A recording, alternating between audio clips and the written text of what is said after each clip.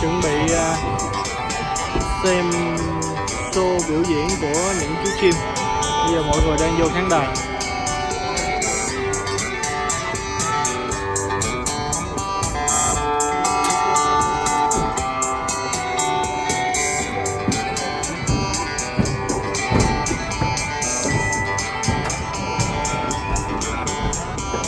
Mình đã thấy các nhân viên đã cho những chú chim ra bên ngoài.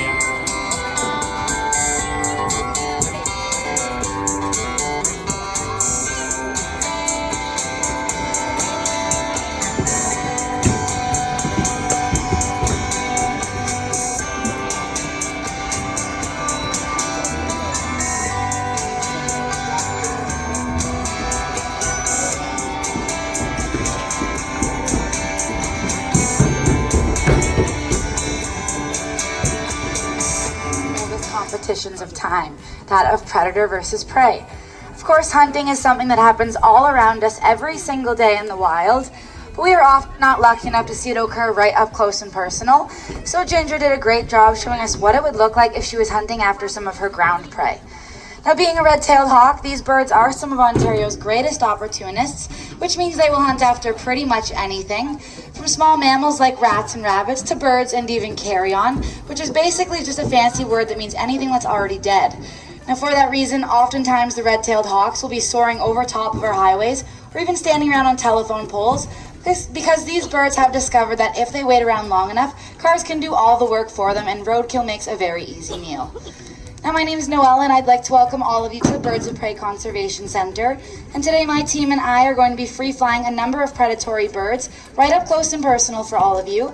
So hopefully we're able to show you some of their more unique hunting tactics, but also so we can hopefully educate you on just how important these birds are in our various ecosystems. Now, our next bird that we're going to bring out today is Ava, our Eurasian eagle owl. And this bird is actually one of the largest owl species in the world.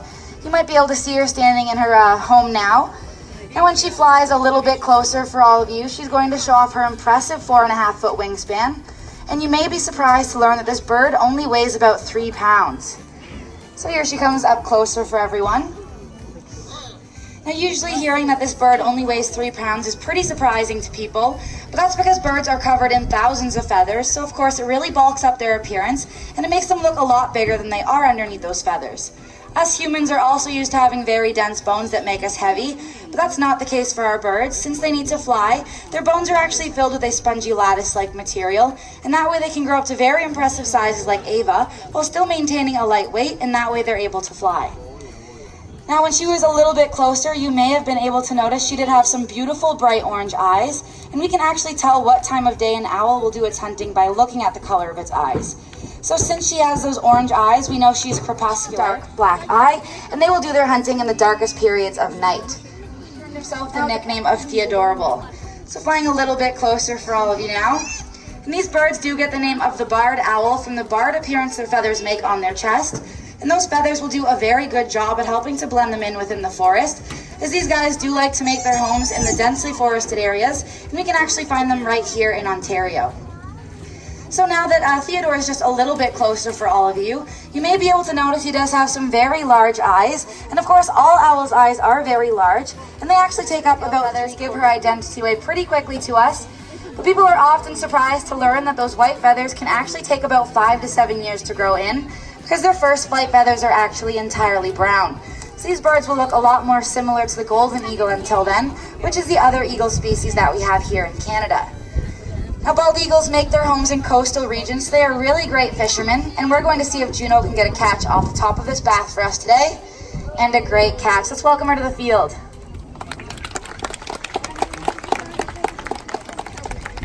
The reason Juno is able to grab that lure off the top of the water so effortlessly is because these birds have special projections on the bottom of their feet called spicules, and those give them a sandpaper-like texture. So they're able to grab right onto those slippery and slimy fish in the water without sliding right off.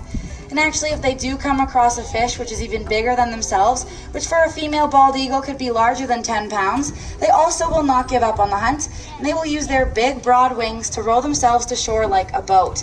Of course, it really isn't too majestic, but it gets the job done, and all they care about is that tasty fish treat they can get at the end. I'm sure many of you might also be familiar with the backstory of the bald eagle, as unfortunately their history is a little bit sad because these birds ended up on the endangered species list. Now this was in part due to their intentional hunting by farmers, since they were often preying after their livestock, so they did find them as a threat. But this was also unintentionally due to a pesticide called DDT. Now the farmers were using that pesticide on their fields, and it was originally thought to have no adverse side effects in the environment, but what it was doing was actually negatively impacting the calcium uptake of these birds. So that means that these birds were not able to get enough calcium to make strong eggs. And so when the mothers... Now the reason oftentimes these birds are thought of as the bringer of human babies is because they make a 9-month migration every single year from Europe to Africa and then all the way back again. So of course that 9-month time frame lines up very nicely with the human pregnancy, making it seem like the storks are the bringer of human babies, and it does make for a great fable for parents to tell their children. Now once the storks make their return from that long migration, it will also be springtime, so you can be sure to know that better weather is just around the corner. I hope they're feeling brave too, because we're being joined by our other competitors. Now these are our black vultures, Murphy and Kirby. Now actually the term for a group of vultures while they're flying is a kettle, and I'm not entirely sure, but I think the term for a group of children is a migraine. Parents, you probably know better than I do though. Alright, now vultures are mostly scavengers, so that means these birds have most of their food already dead and on the ground, so they do not have the specialized cup-shaped foot that raptors have, and as you can see they're very comfortable on their feet, so they are going to run against our volunteers today. Alright volunteers, I have some rules you all need to listen very carefully to, alright?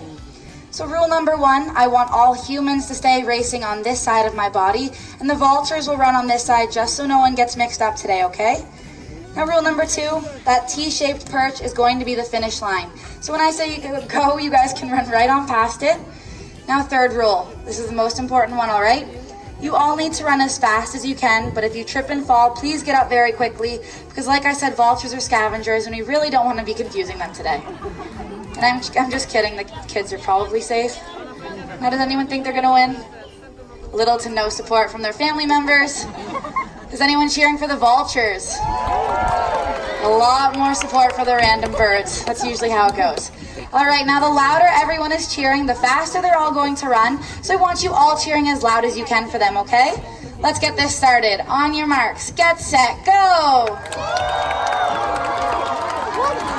It looks like the humans are very fast today, and I think they're going to take the win for us. Let's give them a round of applause. Thank you, volunteers. You guys can head back to your seats and go home and brag to your friends that you're faster than vultures. Just maybe leave out the part that don't touch the birds, please. Head back to your seats.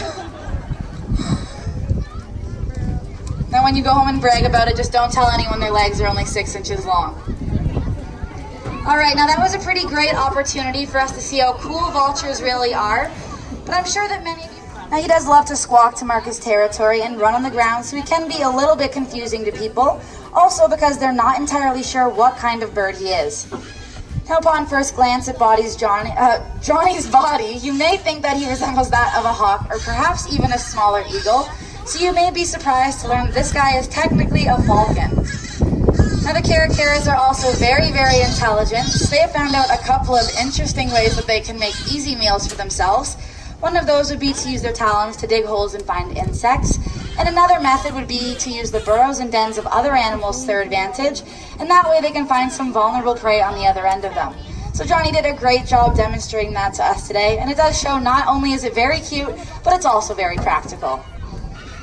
Now those birds also make their homes in the Falkland Islands, and there it is a very tied to the end of a rope, and one of our trainers is going to swing the lure around to simulate what his prey would look like, because of course nothing in the wild is going to sit around and wait for Lester to eat it. So now that Lester has taken flight, you may be able to notice he looks like he is built for speed. These birds have a very long and narrow body shape that makes them a little bit more aerodynamic compared to those other birds that have more broad wings. And they're actually so aerodynamic that we have modeled our own airplanes after them. Now you may also notice he will flap his wings pretty much constantly. He'll swing behind those stands and in behind the trees trying to confuse his trainer. And as he flies overhead, some of you may be able to hear a little jingle of a bell. Since we can't always see these birds, we do need to give ourselves a hearing advantage. So something these birds will do is fly up very high into the sky, and then they will use gravity to their advantage, kind of like what Lester is demonstrating now. And that way they can actually reach incredibly high speeds, and species like the peregrine falcon can actually get as high as 300 kilometers an hour. So it's pretty impressive. Now, since they can move so fast, what they will do is ball up their feet, and then they will actually knock their prey right out of the air and kill them on impact. And if that is not effective, they also have a specialized tooth which they can use to cut the vertebrae of their prey. Now it looks like Lester has flown out very far for us today, enjoying his flight, and we're going to see if he can get a catch for us today when he flies in. Up goes the lure, and a great catch. Let's give him a round of applause. Showing us your support, and we hope you enjoy the rest of your day at Safari. We are bringing some more birds to the front if anyone would like to stick around and ask any questions or take any pictures. Otherwise, there will be an Elephant and Friends presentation just down the road past the waterfall in about 10 minutes. Thank you.